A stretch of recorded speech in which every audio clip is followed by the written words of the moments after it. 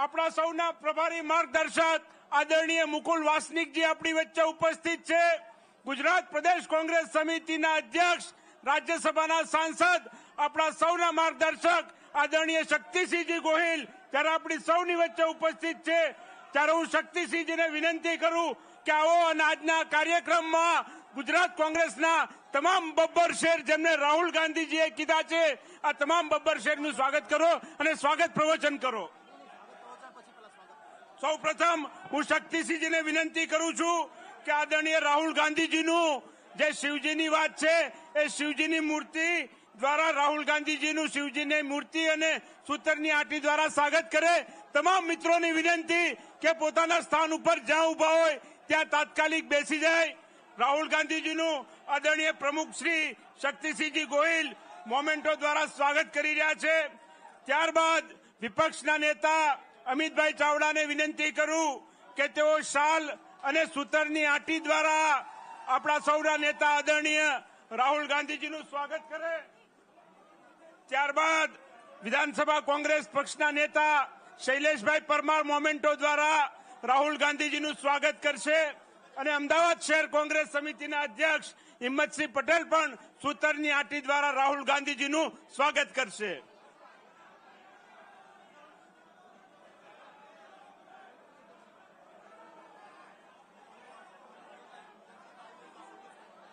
ભારતીય જનતા પાર્ટીના કાર્યકરોએ ગુજરાત પ્રદેશ કોંગ્રેસ સમિતિ ઉપર જે કાયરતાપૂર્ણ હુમલો કર્યો, હું શક્તિસિંહજી ગોહિલ આપણા પ્રદેશ પ્રમુખશ્રીને વિનંતી કરું છું કે આવો અને સ્વાગત પ્રવચન કરો.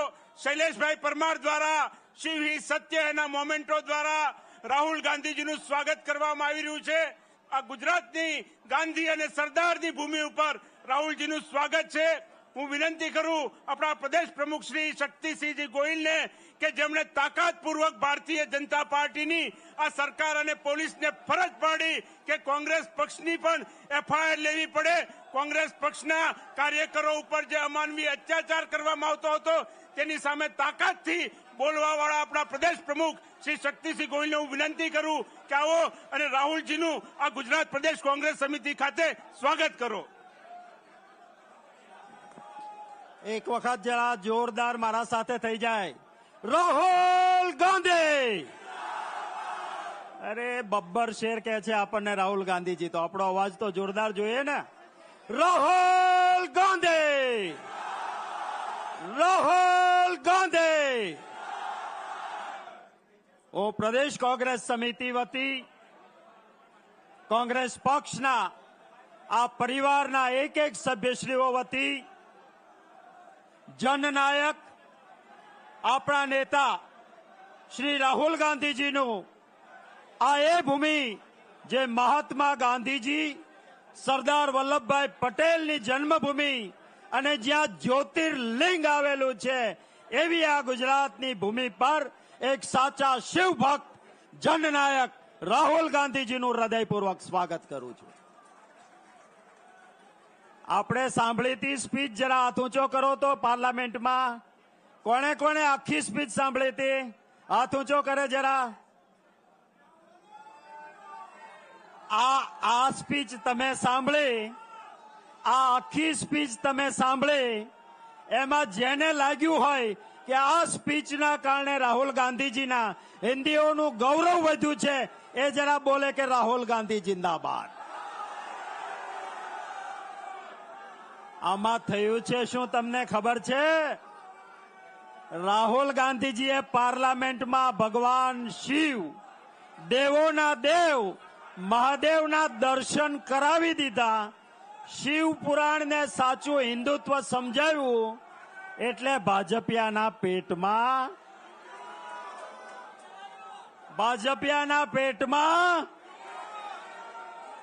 અને એટલે શું કર્યું?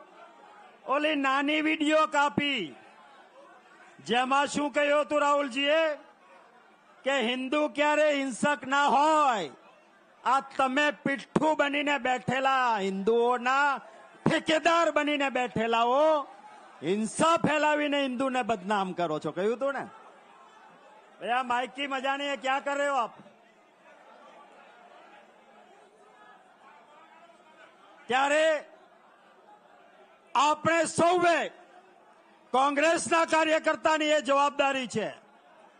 હું સલામ કરીશ કે જ્યારે કોંગ્રેસ કાર્યાલય પર હલ્લા બોલવાની વાત થઈ તો બહાદુર કાર્યકર્તાઓ અને નેતાઓ દિવાલ બનીને કોંગ્રેસની ઓફિસની સામે ઉભા રહ્યા અને સલામ કરું છું. આ એ બબ્બર શેર છે કોંગ્રેસના.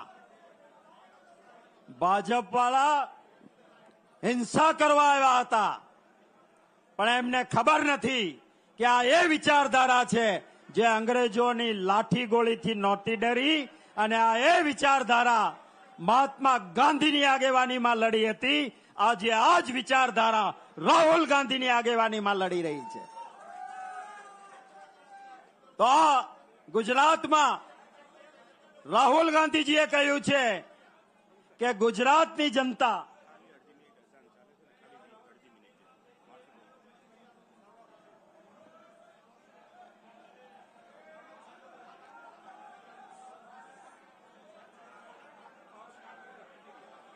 ત્યારે હું આપ સૌને કહું છું કે કોંગ્રેસ ગુજરાતમાં જીતશે એ રાહુલ ગાંધીજીના શબ્દો,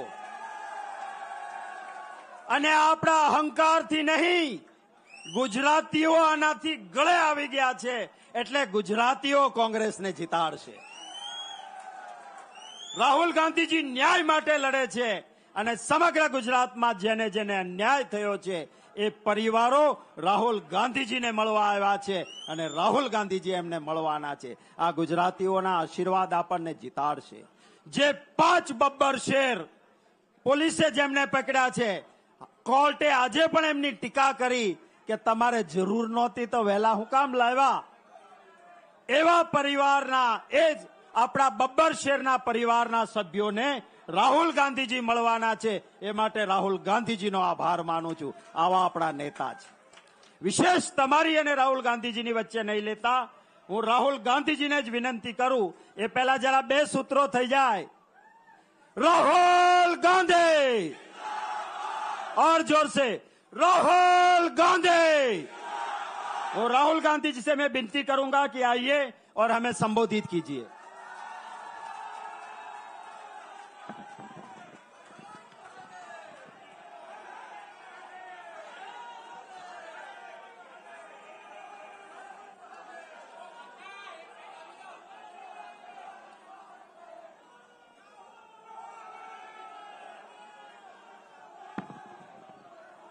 मुकुल वासनिक जी, शक्ति सिंह गोयल जी, अमित चावड़ा जी,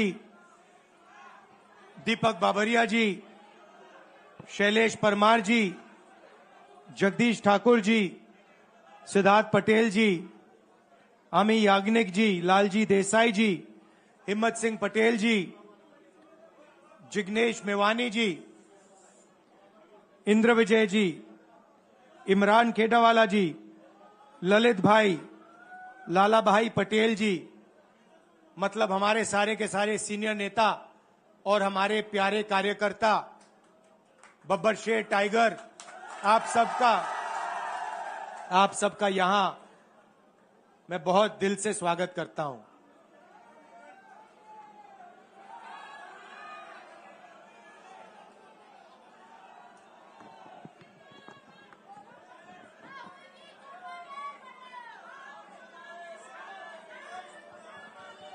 पार्लियामेंट हाउस में आपने देखा होगा कि अजीब सी बात है,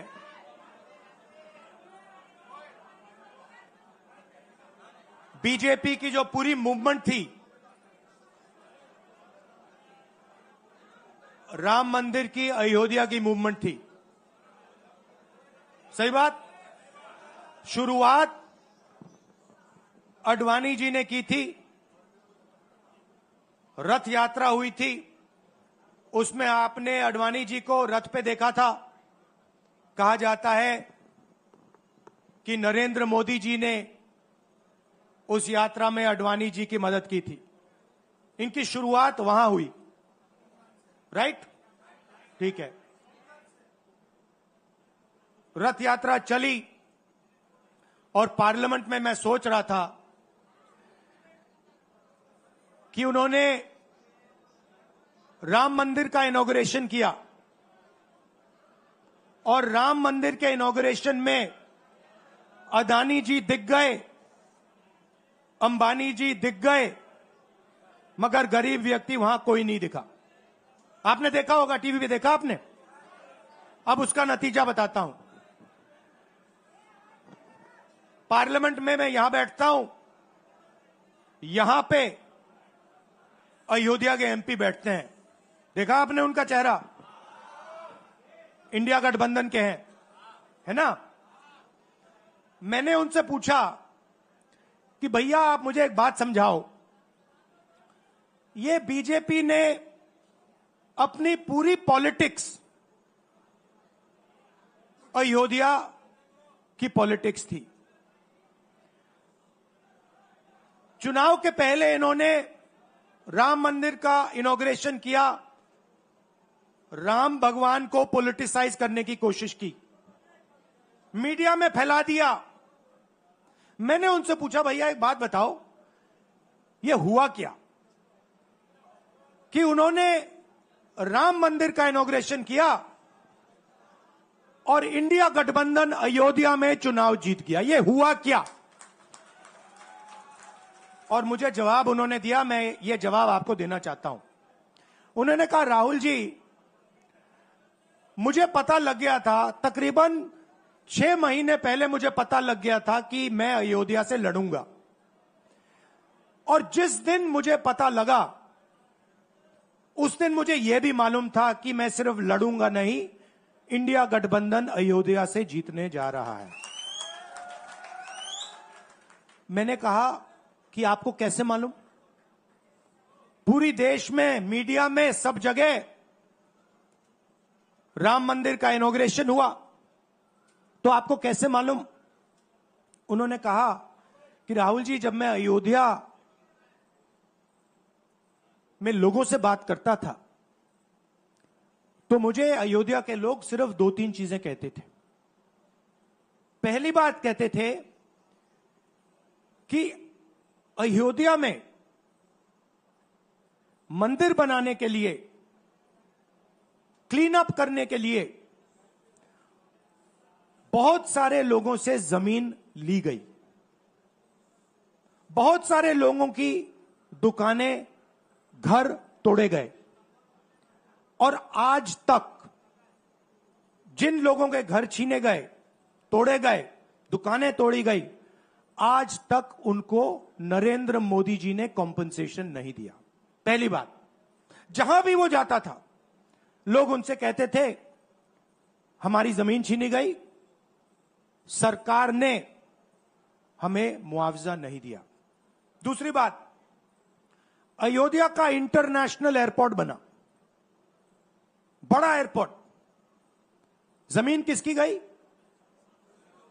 अयोध्या के किसानों की जमीन गई। आज तक उनको सही मुआवजा नहीं मिला। और तीसरी बात इन्होंने बताई मुझे, तीसरी बात, राहुल जी, अयोध्या की जनता को बहुत गुस्सा आया जब उन्होंने देखा कि राम मंदिर के इनॉग्रेशन में अयोध्या का एक भी व्यक्ति नहीं था। यह कारण थे। मगर मैं आपको यह कहानी क्यों बता रहा हूं? क्योंकि जो मूवमेंट अडवाणी जी ने चालू की थी, उस मूवमेंट को, जिसका सेंटर अयोध्या था, उस मूवमेंट को इंडिया गठबंधन ने अयोध्या में हरा दिया है। बहुत बड़ी बात कह रहा हूं। मतलब इनका पूरा जो सेंटर था, वहां पे हमने, आप जैसे कार्यकर्ताओं ने, कांग्रेस पार्टी के कार्यकर्ताओं ने, और आप जाके पूछिए वहां पे, समाजवादी पार्टी के किसी भी नेता से पूछ लीजिए और वो आपको बताएगा कि कांग्रेस पार्टी का कार्यकर्ता बब्बर शेर जैसे हमारे साथ खड़ा हो गया था, 1 इंच पीछे नहीं हटा। तो अयोध्या में कांग्रेस पार्टी ने, इंडिया गठबंधन ने इनको हराया है। तो अगला स्टेप क्या है? अब इन्होंने क्या किया? अच्छा, अंदर की बात बताता हूं। अब यहां आया हूं, परिवार से बात हो रही, तो अंदर की इनसाइड ट्रैक बता देता हूं। इनसाइड ट्रैक है, उसी एमपी ने बताया, राहुल जी यहां पे 3 बार सर्वे हुआ था। नरेंद्र मोदी जी वाराणसी से नहीं लड़ना चाहते थे, नरेंद्र मोदी जी अयोध्या से लड़ना चाहते थे। उनके सर्वेयर आए, 3 बार आए, नरेंद्र मोदी जी आए, और सर्वेयर ने उनको कह दिया, नरेंद्र मोदी जी अगर आप अयोध्या से लड़ेंगे, आप अयोध्या में हारेंगे। आप अयोध्या में मत लड़िए, क्योंकि अगर आप लड़ गए, आपका राजनीतिक करियर अयोध्या में खत्म हो जाएगा। इसलिए अयोध्या से नहीं लड़े, वाराणसी से लड़े। और वाराणसी में हमने 1-2 छोटी गलती कर दी, नहीं तो वहां उनको निपट लेते। मतलब आप देखिए, अयोध्या में उन्हीं के लोगों ने उनसे कहा कि हारोगे, और काशी में कितने से जीते? 1 लाख वोट से जीते। मतलब जान बचा के निकले हैं। सच्चाई है। जैसे मैंने पार्लियामेंट हाउस में कहा, हमारा काम, ये जो लगा रखा है मैंने आज, ये जो चिन्ह लगा रखा है, इसको क्या कहते हैं? अभय मुद्रा कहते हैं। ये आपका चिन्ह है, इसको भूलो मत। आप आज वापस जाओगे, अलग अलग धर्म के लोग हो आप, हर धर्म में यह चिन्ह आपको दिखाई देगा। गुरु नानक जी की फोटो देखिए, महावीर की देखिए, बुद्धा की देखिए। इस्लाम में भी, जैसे मैंने पार्लियामेंट में कहा, दुआ मांगी जाती है, दोनों हाथ से ऐसे मांगी जाती है। आप शिव जी की फोटो देखिए, उसमें आपको यह दिखाई देगा। और इसका मतलब है डरो मत, डराओ मत। और मैं आपसे यहां कहने आया हूं, इन्होंने आपके ऑफिस पे आपके कार्यकर्ताओं पर आक्रमण किया है। अब आपको डरना नहीं है, डराना नहीं है। इन्होंने हमारे ऑफिस पे धमकाकर, ऑफिस को तोड़कर हमें चैलेंज दिया है। चैलेंज क्या है? गुजरात के चुनाव में मैं आपको बता रहा हूं, हम सब मिलकर इनको गुजरात में हराने जा रहे हैं। जो हमने कहा, और लिख के ले लो, कांग्रेस पार्टी की जो आत्मा है वो गुजरात के चुनाव में लड़ेगी, और नरेंद्र मोदी और बीजेपी को गुजरात में जैसे हमने अयोध्या में हराया है, वैसे ही हम गुजरात में इनको हराने जा रहे हैं। कौन हराएगा? हमारे लीडर हराएंगे, हमारे बब्बर शेठ टाइगर हराएंगे। आप देख रहे हो, मैं बता रहा हूं आपको, देखो 50% आप में से लोग, 50% आप क्या सोच सकते थे? मैं आपको पूछता हूं, आप क्या सोच सकते थे? चुनाव से पहले आप सोच सकते थे कि अयोध्या में बीजेपी हारेगी? ना। आप सोच सकते थे कि नरेंद्र मोदी से जान बचा के निकलेगा? मतलब मार्जिन ऐसे तुक्के से निकलेगा, सोच सकते थे? मैं आपको बता रहा हूं, जैसे ये अयोध्या में हारे, वैसे यहां पे हारने जा रहे हैं। आपको सिर्फ एक काम करना है, एक काम करना है आपको सिर्फ गुजरात की जनता को सिर्फ एक बात बोलनी है, आपको डरना नहीं है। बिना डरे अगर आप बीजेपी से लड़ गए, चाहे आप किसान हो, मजदूर हो, छोटे व्यापारी हो, अगर गुजरात की जनता बिना डरे लड़ गई, बीजेपी सामने नहीं खड़ी हो पाएगी। दूसरा उदाहरण देता हूं, आप कांग्रेस पार्टी को जानते हो? हमारी पार्टी में कोई डरता है? कैसे मालूम?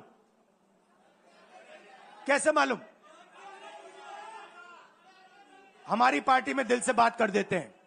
बड़ा सा बड़ा हो, राहुल गांधी हो, हमारे पार्टी के लोग कहते हैं राहुल गांधी, मुझसे कहते हैं, मेरे कमरे में आके कहते हैं, राहुल जी ये जो आपने किया हमें अच्छा नहीं लगा। कहते हैं, मैं बता रहा हूं आपको, और मैं कहता हूं आपने सही बोला, इस बार मैंने ऐसे नहीं करना था, जो आप बोल रहे हो वैसे करना था। हम डरते नहीं है, ना हमारे कार्यकर्ता हमें बोलने से डरते हैं, ना हम अपनी कार्यकर्ता की बात सुनने से डरते हैं, ना हमारा कार्यकर्ता हमसे डरता है। अब देखिए, मैं आपको रियलिटी बता रहा हूं। बीजेपी में नरेंद्र मोदी बैठे हैं, उनकी पूरी टीम बैठी है उनके सामने। मैं आपको इंटरनल बात बता रहा हूं, उनमें से कोई नरेंद्र मोदी को नहीं चाहता, मगर कोई नहीं चाहता, मतलब पूरी लीडरशिप टीम देख लो आगे बैठी है। मैं बता रहा हूं आपको, अंदर की बात बता रहा हूं, इनसाइड ट्रैक दे रहा हूं, कोई नहीं चाहता, मगर दम नहीं है, डरते हैं।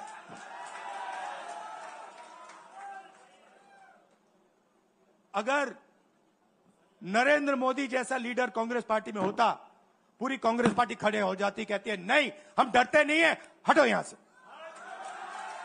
मगर उनकी पार्टी में दम ही नहीं है, उनके कार्यकर्ताओं में दम नहीं है।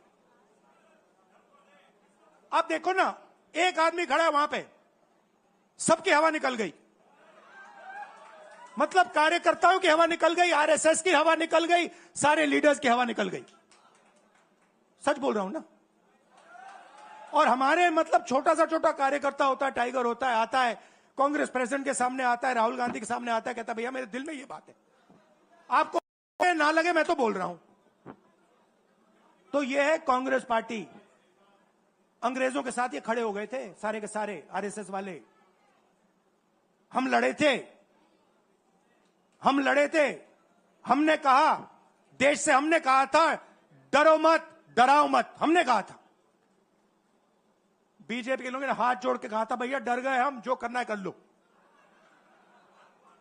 तो आप अपनी हिस्ट्री समझो, जो डर की भावना होती है ना, वो आप में नहीं है, उनमें है। और इसी के कारण मैं आपको बता रहा हूं, कांग्रेस पार्टी गुजरात में जीतेगी और गुजरात से ही नई कांग्रेस पार्टी बनेगी। क्योंकि कांग्रेस पार्टी, मैं गहरी बात बोल रहा हूं, मैं ऐसी आलतू फालतू बात नहीं करता हूं। देखिए, कांग्रेस पार्टी बनी कहां थी, मतलब हमारे जो सबसे बड़े नेता थे, जिन्होंने रास्ता दिखाया था। आप क्या सोचते हो, जब यहां अंग्रेज राज करते थे क्या डर नहीं था?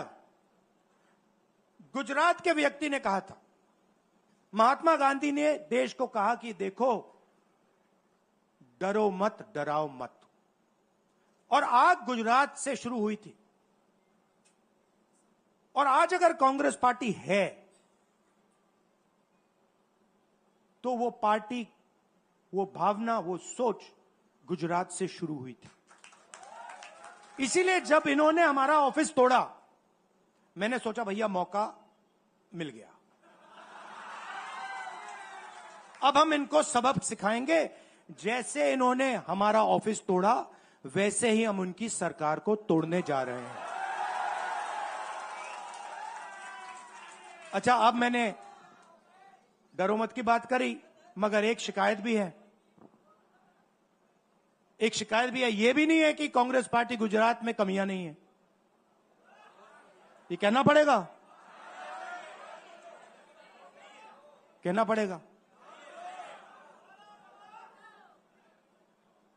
कमी क्या है? एक कार्यकर्ता ने मुझे बहुत अच्छी तरह बताया, कांग्रेस पार्टी के कार्यकर्ता ने, राहुल जी, कहता है मुझे, राहुल जी ये कांग्रेस पार्टी में एक मुश्किल है, दो तरीके के घोड़े होते हैं,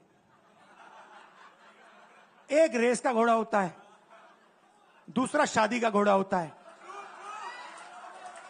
ये कभी कभी कांग्रेस पार्टी क्या करती है, रेस के घोड़े को शादी में भेज देती है और शादी के घोड़े को रेस में लगा देती है। तो उसने कहा ये आप बंद करा दीजिए, रेस के घोड़े को आप रेस दौड़ाइए और शादी के घोड़े को आप शादी में भेजिए। तो ये हमें गुजरात में करना है। जो रेस का घोड़ा है, जो तैयार है, दौड़ने के लिए तैयार है, उसको रेस में लगाना चाहिए। और जो हमारे शादी के घोड़े हैं, जो हैं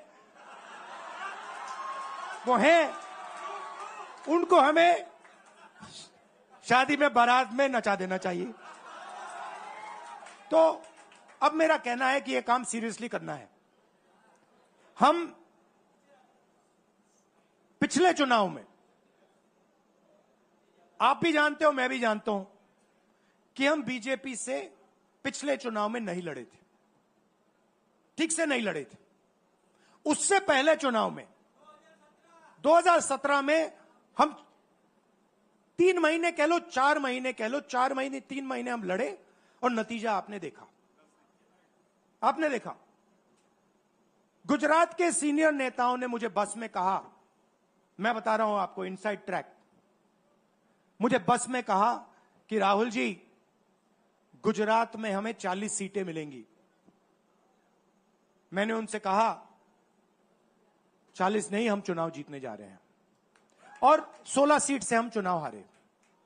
अब 3 साल है, 3 महीने में हम फिनिश लाइन तक पहुंच गए थे। 3 साल में हम फिनिश लाइन को मतलब उधर पीछे छोड़ के निकल जाएंगे। मैं आपको यहां कह रहा हूं कि आप लोग गुजरात में कितने साल बाद, 30 साल हो गए, 30 साल हो गए। मैं आपको बता रहा हूं, मानो ना मानो, आप में से 50% अभी मान रहे हैं और 50% कह रहे नहीं भैया नहीं होगा। जो 50% मान रहे हैं, मैं आपसे बात कर रहा हूं। जो 50% मान रहे हैं, मैं आपसे बात कर रहा हूं।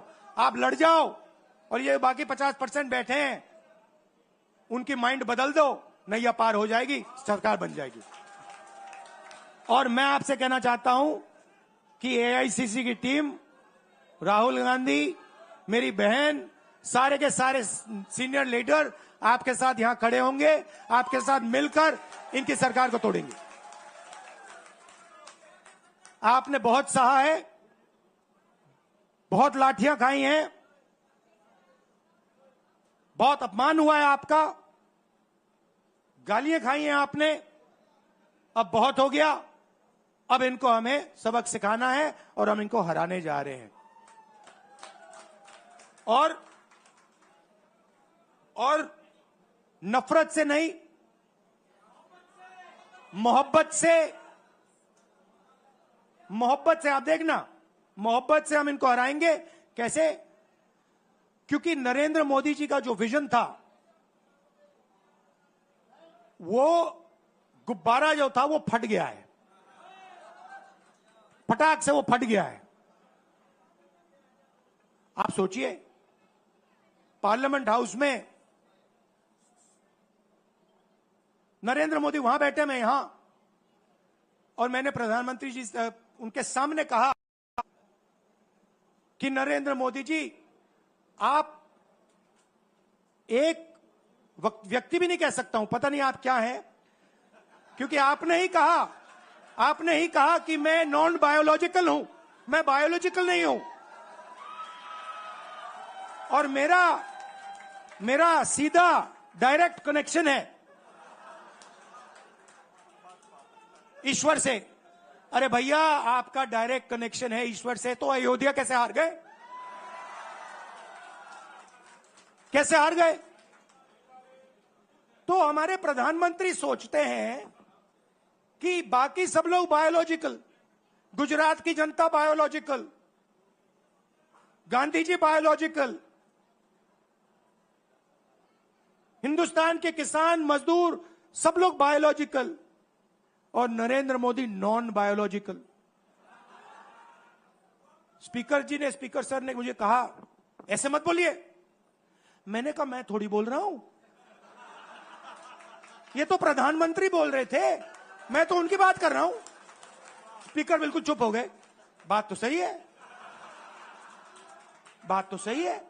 ये राहुल गांधी के शब्द थोड़ी है, ये तो हिंदुस्तान के प्रधानमंत्री के शब्द हैं, नॉन बायोलॉजिकल। अब सोचिए वो व्यक्ति जो अपने आप को नॉन बायोलॉजिकल समझता है और देश की जनता को बायोलॉजिकल समझता है, कि मतलब मैं यहां और बाकी जनता वहां, वो गुजरात को विजन कैसे दे सकता है? जो किसानों का दर्द नहीं समझ सकता, मजदूरों का दर्द नहीं समझ सकता, डायमंड इंडस्ट्री में जो काम करते हैं उनका दर्द नहीं समझ सकता, नॉन बायोलॉजिकल व्यक्ति वो गुजरात को कैसे रास्ता दिखा सकता है? नहीं दिखा सकता। तो अब आपका काम है गुजरात को विजन देना, गुजरात के युवाओं को, किसानों को, मजदूरों को, माताओं बहनों को विजन देना कि भैया हम आपके लिए ये करने जा रहे हैं। आपने हमारा मैनिफेस्टो देखा, हिला के रख दिया था बीजेपी को, आपने देखा? वैसा मैनिफेस्टो बनाना है गुजरात के लिए। गुजरात की जनता से मिलकर 1 लाख लोगों ने हमारा मैनिफेस्टो बनाया था। वैसे ही हम गुजरात में लाखों लोगों से पूछकर अपना मैनिफेस्टो बनाएंगे, गुजरात को विजन देंगे और फिर चुनाव पूरा दम लगा के लड़ेंगे और यहां इनकी जो सरकार है उसको तोड़ के हटप्परे कर देंगे। आप सबका दिल से धन्यवाद। आखिरी बात मैं कहना चाहता हूं, यहां जगन्नाथ यात्रा हो रही है, आप सबको और जो यात्रा में भाग लेंगे आप सबको शुभकामनाएं देना चाहता हूं और दिल से प्यार देना चाहता हूं। आप सबका दिल से धन्यवाद। नमस्कार, जय हिंद। अभय मुद्रा, डरो मत, डराओ मत। વિપક્ષના નેતા વિધાનસભા કોંગ્રેસ પક્ષના નેતા અમિતભાઈ ચાવડાને વિનંતી કરું કે તેઓ આવે અને આભાર વિધિ કરે। ગાંધી સરદારના ગુજરાતમાં ડરો નહીં ને ડરાવો નહીં ના નારા સાથે કોંગ્રેસના જે કાર્ય, કોંગ્રેસની વિચારધારા સાથે આ ગુજરાતના લોકો માટે લડી રહ્યા છે, સંઘર્ષ કરી રહ્યા છે, એવા તમામ કાર્યકરોનો હોંસલો બુલંદ કરવા માટે ગુજરાતમાં અગ્નિકાંડ હોય, મોરબીના બ્રિજના પીડિતો હોય, સુરતના તક્ષશિલા કાંડના પીડિતો હોય, વડોદરાના મૃતકના પરિવારજનો હોય, એવા તમામ ગુજરાતમાં જેને અન્યાય થાય છે, જેની પર અત્યાચાર થાય છે, જેને ન્યાય માટે લડત લડે છે, એવા તમામ પરિવારોને સથવારો આપવા માટે એના લડતમાં કોંગ્રેસ એની સાથે છે એ વિશ્વાસ આપવા માટે કોંગ્રેસના કાર્યકરો ને આવનારા સમયમાં લડીશું ને જીતીશું એના માટે વિશ્વાસ સાથે એક તાકાત પૂરી પાડવા માટે જનનાયક રાહુલ ગાંધીજી આપણી વચ્ચે પધાર્યા છે ત્યારે આપણે સૌ ગુજરાતી વતી એમનો ખૂબ ખૂબ આભાર વ્યક્ત કરીએ છીએ। રાહુલજીને પણ આપણે વિશ્વાસ આપીએ છીએ કે તમે જે દેશની પાર્લામેન્ટમાં વિશ્વાસ અપાયો છે, કોંગ્રેસનો એક એક કાર્યકર, એક એક ગુજરાતી જે આવનારા સમયમાં ડરો મત ના નારા સાથે જે લડાઈ લડવાનો છે એની સાથે મક્કમતાથી કોંગ્રેસનો કાર્યકર પણ લડશે। ફરીથી આપણા સૌના તરફથી રાહુલજીનો ખૂબ ખૂબ આભાર માનીએ છીએ કે કોંગ્રેસના કાર્યકરોનો હોંસલો બુલંદ કરવા માટે અને ગુજરાતના લોકોના દુઃખમાં ભાગીદાર થવા માટે અને આવનારા સમયમાં લડત માટેનો એક એલાન કરવા માટે, હોંસલો આપવા માટે આપણી વચ્ચે આવ્યા છે ત્યારે આપણા સૌના તરફથી રાહુલજીનો ખૂબ ખૂબ આભાર, ધન્યવાદ।